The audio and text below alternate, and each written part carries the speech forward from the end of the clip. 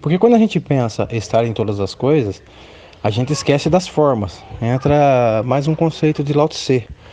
O mundo real é um mundo sem forma, entendeu? O mundo real é o vazio de todas as coisas, de todas as criações, de todas as ideias, de tudo, de absolutamente tudo.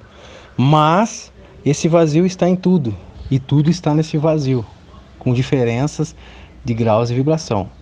Quando a gente pensa em deixar de ser um ponto finito para ser um todo, estar em todos os lugares ao mesmo tempo, a gente não poderia pensar como forma, mas como uma base que está sustentando todas as formas. Compreendeu?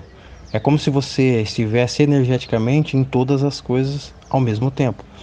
Só que isso leva uma compreensão mais profunda da realidade. Seria uma compreensão mais subatômica mesmo, uma compreensão de partículas. Se você parte do princípio, é bastante reflexivo. Se você refletir, você vai perceber que isso é tão lógico que chega a não caber muito questionamento, entendeu? Não a minha ideia em si, mas essa concepção que leva a gente a refletir em relação à própria realidade. Por exemplo, nós estamos temporariamente num ponto finito. Isso seria como se fosse uma distorção temporária do infinito, né? É como se fosse o universo fosse um grande tecido, né? Uma grande coxa, sabe? Uma coxa que você coloca aí na cama, e aí de repente você pega um ponto dessa coxa e torce com a mão. Faz uma torção, aí você faz aquele ponto, né, mais compactado. Mas de repente você estica a coxa, né? Aquela torção deixou de existir, mas ela sempre existiu. Só que ela deixou de existir como forma. Ela voltou a se unir à coxa, né? Uma representação. E aí pensa no lance infinito.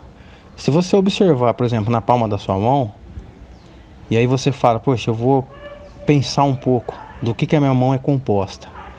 E aí você vê as primeiras camadas aí, né, de pele, né? Aí você fala, não, o que tem por baixo da pele? Ah, tem carne, músculo, nervos, né? O que tem por dentro de todas essas carnes, músculo, nervo? Bom, tem osso. O que tem? Do que é feito o osso? A gente sabe que é feito de átomos, né? A maioria dele átomos de carbono. E aí você, mas o que faz compor esse osso? Você percebe o que? Seria né, um aglomerado de moléculas que vão formar o osso e todos os outros tecidos, né? E aí você fala, mas o que tem dentro das moléculas? Isso é tudo uma coisa assim que se pesquisa em laboratório também, né? Através daqueles microscópios. O que tem na célula? Aí percebe-se que tem muita informação celular, né? Dentro numa única célula. Tem o DNA, né? Tem o RNA, enfim, todo um funcionamento extremamente complexo dentro da célula. Só que a gente já percebeu que a célula já está num micromundo. É uma coisa muito pequena, só que nós somos compostos de 50 trilhões delas, né? O que dá sentido à nossa vida é essa união de um aglomerado de células, todas trabalhando em funcionamento, né? A todo vapor aí, comandado pela mente. E aí você aprofunda mais na célula, fala do que as células é composta. Você percebe que ela é composta de um aglomerado de moléculas. E aí você fala, nossa mãe, quantas moléculas, quanto aglomerado de moléculas é preciso para fazer uma única célula, né? E aí você fala, não, peraí, mas do que a molécula é feita, né? Aí você fala, poxa, as moléculas são feitas de um aglomerado de átomos. Então você vê que já a quantidade de átomos que existe num corpo humano é incomensurável. Não dá para se imaginar, porque são eões de átomos. E aí não acaba aí. Mas o que tem no átomo? O que o átomo é composto? Aí a gente já está vendo que nós estamos trabalhando com um mundo completamente vazio de tudo. Porque o átomo, cara, ele é extremamente pequeno. Ele chega quase a ser um nada. Mas eles existem, estão pululado, entendeu? Em tudo. Aí você fala, poxa, mas não tem só o átomo. Tem o colisor, né? Hadron lá na Suíça, que é o colisor de partícula. Então o átomo, ele é evidenciado, cara, nos meios acadêmicos. Então, e aí você pensa, putz, mas vamos arrebentar um átomo para ver o que tem no meio. É isso que os cientistas fazem. Aí eles descobrem que tem partículas subatômicas, os quarks, né? Quark down, quark up. Depois você já esmiuça mais, você descobre que tem energia forte, energia fraca, força forte, força fraca. Bom, mas peraí, não é possível, o que tem mais aí? Só que você está percebendo que você já não está no átomo. O átomo ele já se tornou uma coisa muito grande, Porque você tá numa coisa que é praticamente quase infinitamente pequeno, cara. Entendeu? É vazio de tudo. E aí a última teoria que se tem é a teoria do bóson de Higgs, que seria um oceano inteiramente de energia, ou a teoria das cordas, que é uma coisa que oscila praticamente no vazio e que faz todas as formas. E aí você começa a trabalhar com uma temática totalmente mística. É isso que os cientistas fazem quando eles se aprofundam nessa questão. Porque daí já começa a entrar um outro parênteses. Oh, peraí. Então a vida que a gente vive é meramente uma ilusão. É meramente uma ilusão atestada em laboratório. Entendeu? É meramente uma ilusão que acaba na morte. Entendeu? E aí, a partir do conceito que você se aprofundou infinitamente no oceano de energia, você percebe que o sem forma é o que dá sentido a todas as formas. Entendeu? E que o sem forma é a maior parte da existência, porque ele está em todos os lugares simultâneos. Só que ninguém tem consciência dele, entendeu? Porque ninguém vai ficar refletindo a entidade mais profunda que há em todos nós, entendeu? E aí vamos um pouquinho levar para a área da reflexão. Você percebe o quê? Que em você agora, exatamente agora, existe um ponto infinito. E você está tentando explicar esse ponto infinito a partir de uma ótica finita. Compreendeu? Porque o todo, ele atua nas profundezas. E o todo, ele é vazio de todas as formas, vazio de todas as ideias. Ele é meramente uma energia, se é que pode se dizer, entendeu? O todo e o nada é uma mesma coisa, entendeu? Ali, nada escapa, nem mesmo a luz. Não tem até a teoria do buraco negro, entendeu? Ali é incompreensível de tudo, entendeu? Só que para a gente compreender essa questão de maneira filosófica, a gente tem que penetrar aonde? Nas ideias? Não. Vamos àquele famoso e antigo e milenar conceito lá do Templo de Delfos. Conheça-te a ti mesmo e conhecerás a Deus. Entendeu? Por quê? Porque na medida que a gente vai conhecendo a complexidade da vida, à medida que a gente vai penetrando na gente mesmo, conhecendo os nossos mecanismos de funcionamento, né? Conhecendo os mecanismos de funcionamento social, tentando entender o porquê que as pessoas se degradiam, matam umas às outras, fazem tanto questionamento, fazem, como que chama?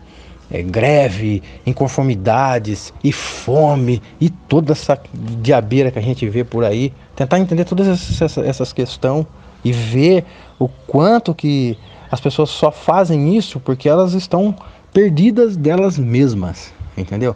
Aí a gente pensa assim, mas por que esse mecanismo é assim, da gente se perder para depois se achar?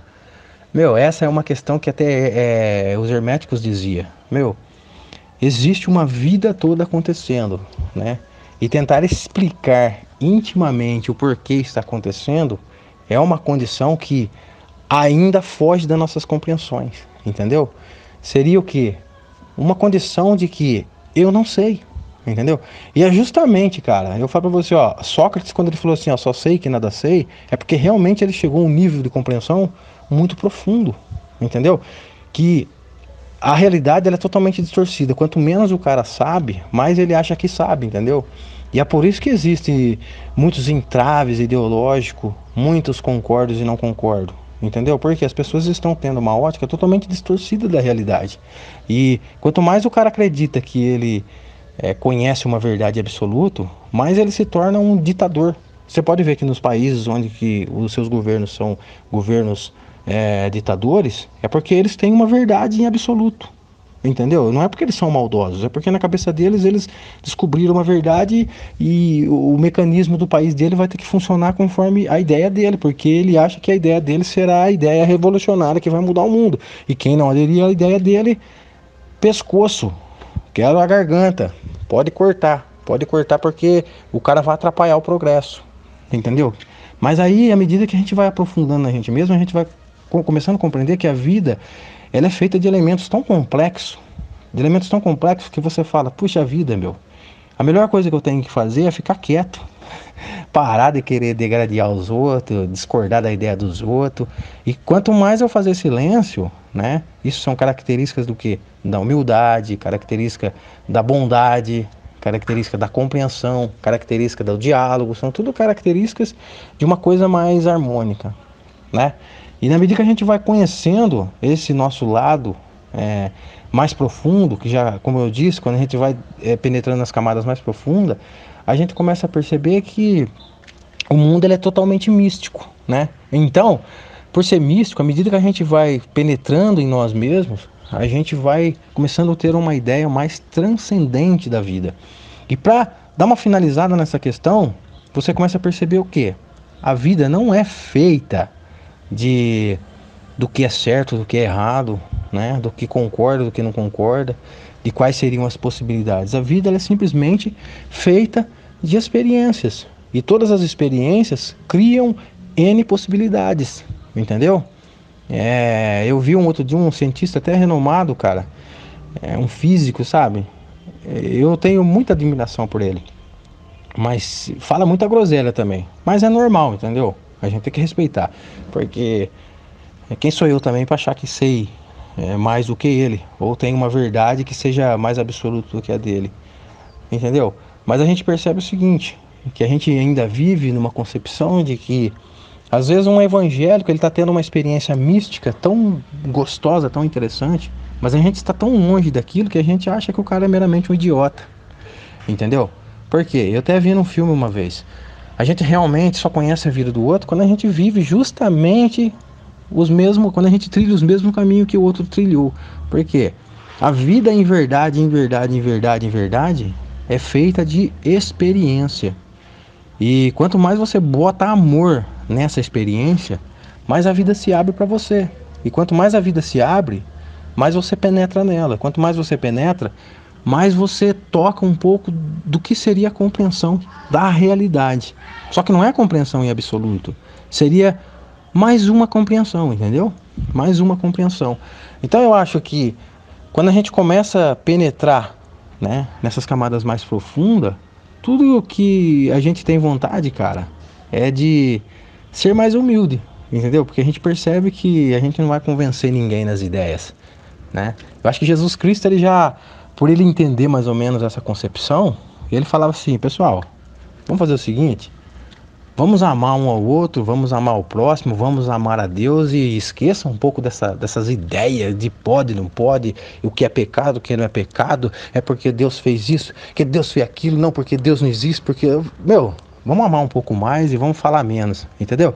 É mais ou menos, eu vejo Jesus dessa forma, cara. Um cara que tinha uma concepção transcendente da realidade, mas ele via que não tinha como explicar para as pessoas. Porque as pessoas eram feitas de criações e de ideias, apegado nas formas. E como ele percebia que o mundo é feito sem formas, e ele não ia conseguir explicar que o mundo é feito sem formas, pode ser que ele falava assim, vamos fazer o seguinte, vamos amar mais e falar menos. E daí tá tudo certo. A gente, a partir da compreensão do amor, a gente começa a compreender a complexidade da realidade em si. E na medida que você penetra nessa complexidade da realidade, ela vai te tornar uma pessoa mais humilde. Porque você percebe que, cara, são muitas as coisas para se aprender ainda. E que nenhum ser humano tem a plena capacidade de fazer mal ao outro ou desprezar o outro em nome de uma crença ou em nome de uma ideia. Seja a ideia que for, até essa ideia que eu tô falando aqui, até essa ideia que eu tô falando para você, eu sou categórico em dizer que não deixa ainda assim de ser uma ideia, entendeu? Tudo que eu disse aqui não deixa de ser uma ideia, né? É por isso que eu sempre falo, e tudo é meia verdade, não existe nada em absoluto a não ser as camadas mais profundas da existência. Mas nós estamos, eu acredito, longe de penetrar essas camadas mais profundas, mas para nós darmos início é necessário conhecermos a nós mesmos, como diz o Templo de Delfos.